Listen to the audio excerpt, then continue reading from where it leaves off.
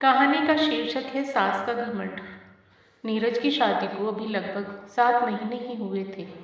नीरज की पत्नी राधिका ससुराल के रंग में खुद को ढालने की कोशिश कर रही थी। नीरज की मां सरोजी बहुत अकड़ू किस्म की महिला थी और वह अपनी बहू राधिका को बहुत दबा कर रखती थी।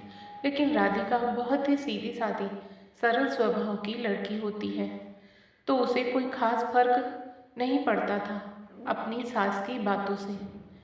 राधिका की सासू माँ जैसा बोलती थी, जब बोलती थी, वैसा वह कर देती थी, इसलिए सब कुछ ठीक ठाक ही चल रहा था।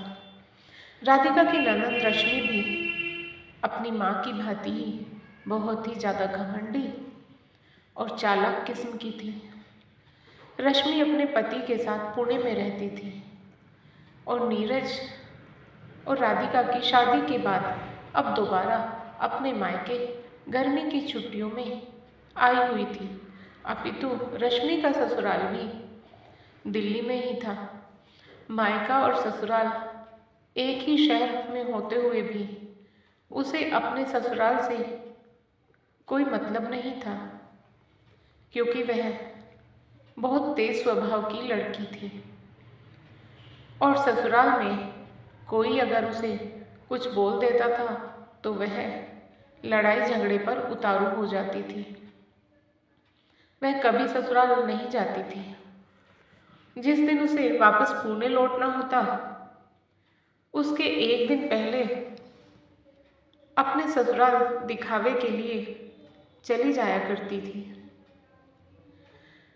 राधिका शादी के वक्त थोड़ा बहुत तो समझ गई थी कि उसकी ननद भी बहुत लड़ाकू स्वभाव की है, बिल्कुल सास की तरह ही। लेकिन अब राधिका क्या करती? इस घर की इकलौती बहू है, तो उसे सबको लेकर तो चलना ही है। खैर, रश्मि आ चुकी थी और अपने स्वभाव के अनुसार घर में सास बहू के बीच में आग लगाने की कोशिश कर रही थी। साथ ही राधिका के हर काम में कमियां भी निकाल रही थी। नीरज भी अपनी बहन को बहुत अच्छे से जानता था।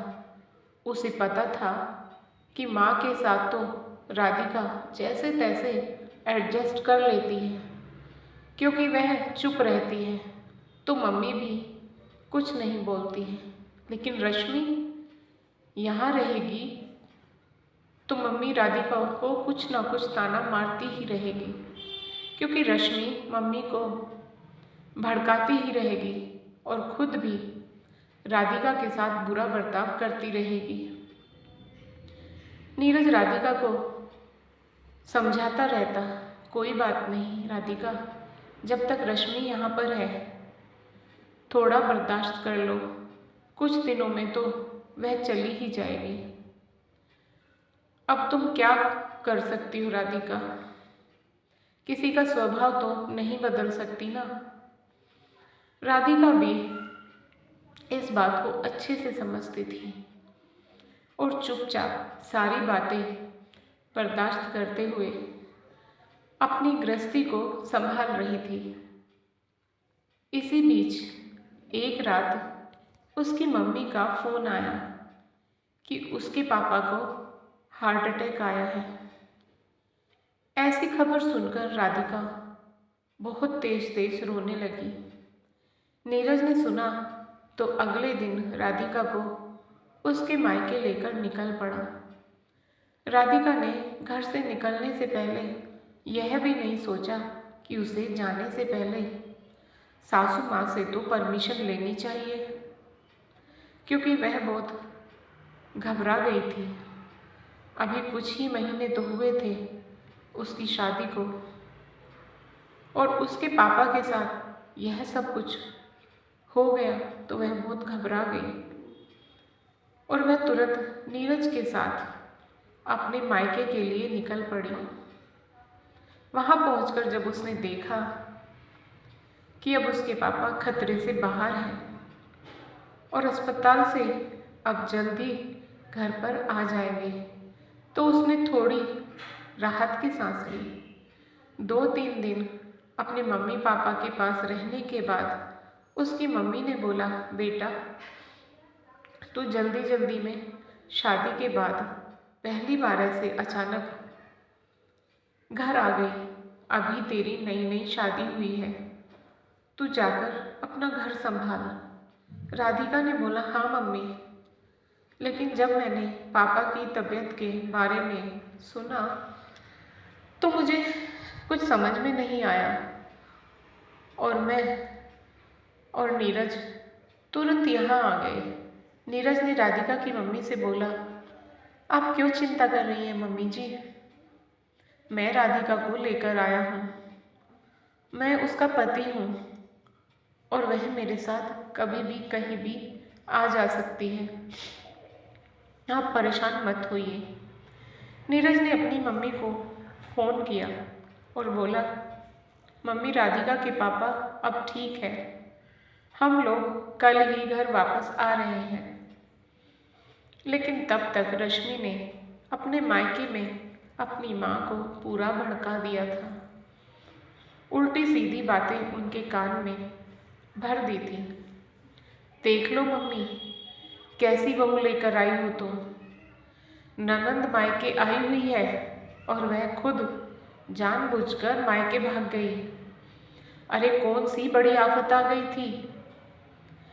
इस उम्र में यह सब तो लगा ही रहता है, बिना आपसे पूछे या बिना आपके राय मशवरा किए दोनों पति पत्नी यहाँ से चले गए। देख लो आपकी क्या इज्जत है आपके ही घर में। बस मम्मी, यही आपका रुतबा है। आपकी बहू आपसे पूछे बगैर कहीं भी और कभी भी चली जाती है। यही आपके घर में आपकी बेटी की इज्जत है कि वह मायके आई हुई है और उसकी भाभी अपने मायके भाग गई। उस कल की आई राधिका ने पूरी तरह से भाई को भी अपने कब्जे में ले लिया है। अब तो मम्मी तुम्हारा रोब खत्म समझो। मुझे तो बहुत बुरा लग रहा है कि मैं मायके में छुट्टियां बिताने आई और मुझे बेइज्जत करने के लिए मेरी भाभी अपने मायके चली गई। इतनी बड़ी बेइज्जती तो मेरी कभी नहीं हुई और पता नहीं क्या क्या भर दिया रश्मि ने अपनी माँ के मन में। नीरज की माँ तो पहले से ही भरी बैठी थी और जैसे ही नीरज ने फ़ोन किया वह भड़क उठी और बोली, तुम लोगों ने मुझसे पूछा था वहाँ जाने से पहले? नहीं ना, सारे फैसले तुम लोगों ने खुद कर लिए थे, तो अब कोई ज़रूरत नहीं है यहाँ वापस आने की। अपनी पत्नी से बोलो कि वह वहीं रहे, कोई ज़रूरत नहीं है यहाँ लौट कर आने की। नीरज ने यह सब सुना तो बोला, माँ ये सब क्या नाटक है? तुम्हें क्या पता नहीं हम लोग अचानक यहाँ क्यों आए? क्या बकवास कर रही हो?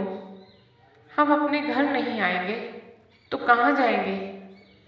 इस पर नीरज की माँ ने कहा, वह सब मुझे नहीं पता, बस राधिका अब इस घर में नहीं आएगी। तुझे आना है तो तू आ, लेकिन राधिका अपने मायके में ही रहेगी। यह सब कुछ देखकर सुनकर रश्मि बहुत खुश हो रही थी और सोच रही थी कि आज तो उसने अच्छी आग लगा दी है सास बहू के बीच में। बड़ी आई थी इस घर की मालकिन बनने वाली, अब घुसकर दिखाए इस घर में।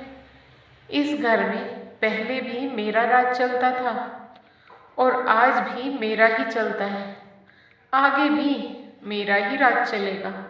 मैं कभी इस घर में किसी और का राज चलने ही नहीं दूंगी। राधिका और उसके मम्मी ने जब यह सब कुछ सुना तो दोनों बहुत बेचैन हो गई।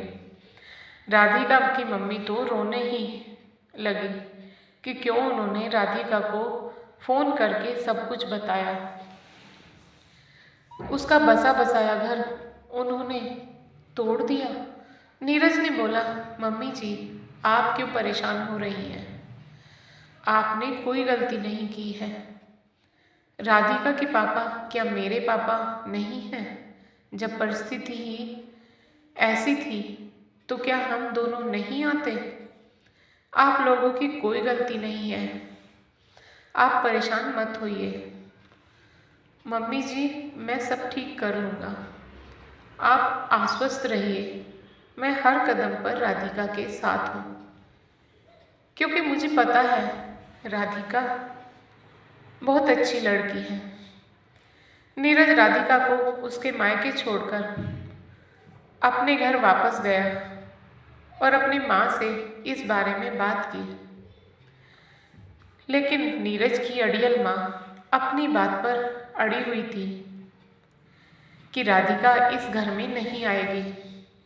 रश्मि बगल में खड़ी होकर यह तमाशा देखकर मुस्कुरा रही थी। नीरज ने बोला, अच्छा माँ, तुम्हें इस बात का कष्ट है कि तुम्हारी बहू तुमसे बिना पूछे अपने मायके चली गई। बल्कि ऐसा कुछ हुआ भी नहीं था। मैं उसे लेकर गया था क्योंकि उसके पापा बीमार थे।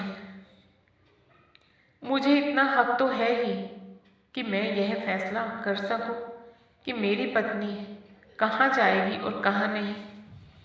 और रही बात तुम्हारे नियम कानून की, तो क्या सारे नियम कानून घर की बहू के लिए ही हैं?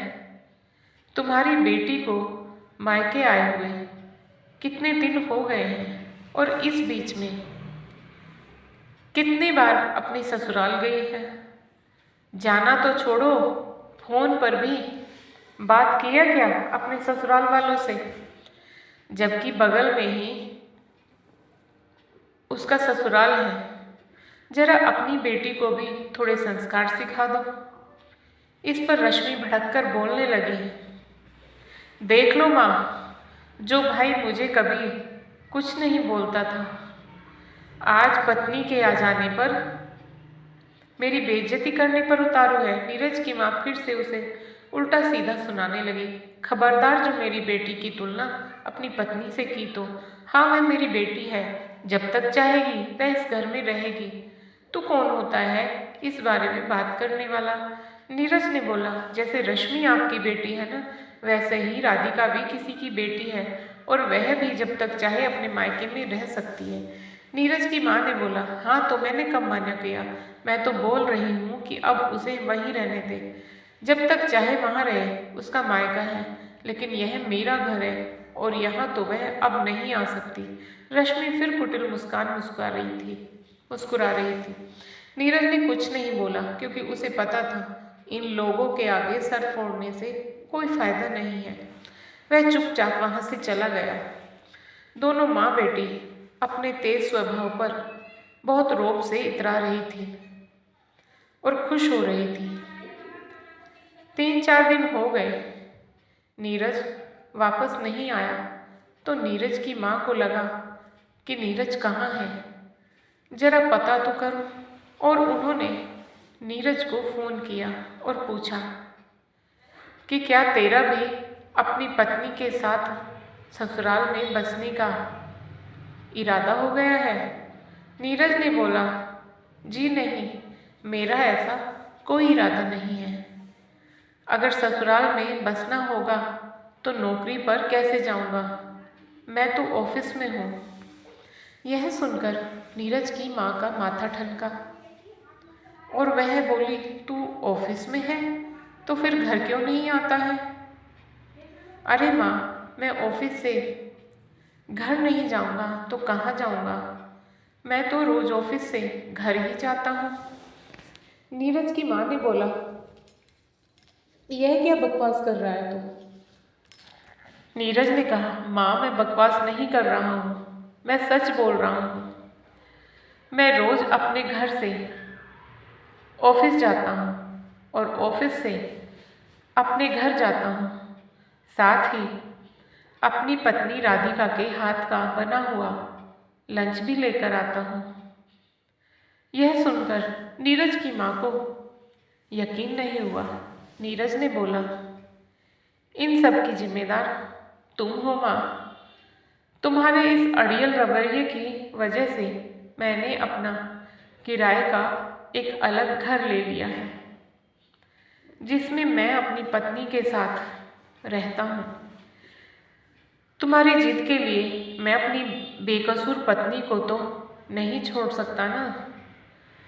और जब मेरी पत्नी उस घर में नहीं रहेगी तो मैं उसे कहाँ रखूँ?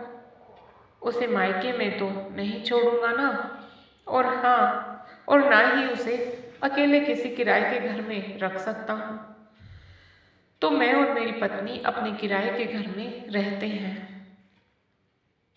तुम अपने घर में अपनी लड़ाकू बेटी के साथ खुश रहो और उसकी कही बातों में अपना घर आगे भी तोड़ती रहना। यह सब सुनकर नीरज की माँ की हालत खराब हो गई।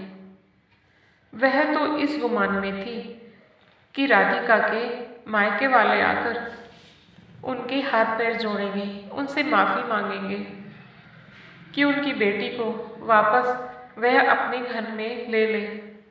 पर ऐसा कुछ नहीं हुआ। रश्मि ने जब यह सब कुछ सुना तो माँ को दोबारा भड़काना शुरू किया और बोला, देख लिया कैसे तुम्हारे बेटे को तुम्हारे हाथों से निकाल कर अपने हाथों में ले लिया तुम्हारी प्यारी बहू राधिका ने। अब रोती रहो। वह दोनों मियाँ बीवी अकेले चैन की बंसी बजाएंगे। सारी जिम्मेदारियों से दूर राधिका की सास ने उसे फ़ोन किया और बोला, तूने आखिर मेरे बेटे को मुझसे अलग कर ही दिया ना। आखिर आते ही घर में आग लगा दी ना और मेरे बेटे को लेकर अलग हो गई। लेकिन इस बार राधिका ने भी जवाब दिया, क्योंकि नीरज ने उसे समझ लिया था कि इस तरह से समझा दिया था कि इस तरह से हमेशा चुप रहोगी तो लोग तुम्हारे ऊपर हावी होते रहेंगे। इसलिए भले लड़ाई मत करो, पर अगर तुम्हारे ऊपर गलत इल्ज़ाम लगे तो उनका जवाब जरूर दो। राधिका ने बोला, मम्मी जी, आपका घर मैंने नहीं तोड़ा है, आपकी बेटी ने तोड़ा है। अपना घर तो उसने पहले ही तोड़ रखा है। सास ससुर से कोई मतलब तो है नहीं उसे, और ना ही ससुराल कभी जाती है। लेकिन आज उसने वही खेल मायके में भी खेल दिया। आज आपका बेटा और बहू आपसे अलग अपने घर में रहते हैं, तो इसके लिए जिम्मेदार हम दोनों नहीं हैं, बल्कि आप और आपकी बेटी हैं। एक बात बताऊं मम्मी जी, जिस घर में शादीशुदा बेटी की हस्तक्षेप जरूरत से ज़्यादा होती है ना, उस घर को बर्बाद होने से कोई नहीं बचा सकता है। और आपका घर आज आपकी बेटी ने बर्बाद कर दिया है। नीरज की माँ ने सपने में भी नहीं सोचा था कि राधिका उन्हें ऐसा जवाब देगी। रश्मि को भी समझ में आ चुका था कि मामला अब काफ़ी बिगड़ चुका है और जो वह चाहती थी वह हो चुका है। रश्मि ने बोला, कोई बात नहीं माँ, कुछ दिनों में आटे दाल का भाव पता चल जाएगा। चलो अब मैं चलती हूँ, बच्चों की छुट्टियाँ भी ख़त्म हो रही है। और रश्मि पुणे के लिए निकल गई अपनी माँ का घर तोड़कर।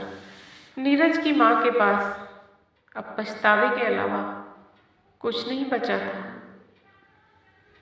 अपने घमंड में उन्होंने अपना ही घर तोड़ लिया था, क्योंकि इतने बड़े घर में आज वे बिल्कुल अकेली थी। सार, जो व्यक्ति किसी की भी सीख मानता है वह जीवन में सदा परेशान ही रहता है। दोस्तों, आपको कहानी कैसी लगी कृपया कमेंट करके अवश्य बताएं। और यदि आपको यह कहानी पसंद आई हो तो कहानी को लाइक करें, शेयर करें और साथ ही चैनल को सब्सक्राइब करें। फिर मिलेंगे दोस्तों एक और नई कहानी को लेकर। राधे राधे प्यारे दोस्तों।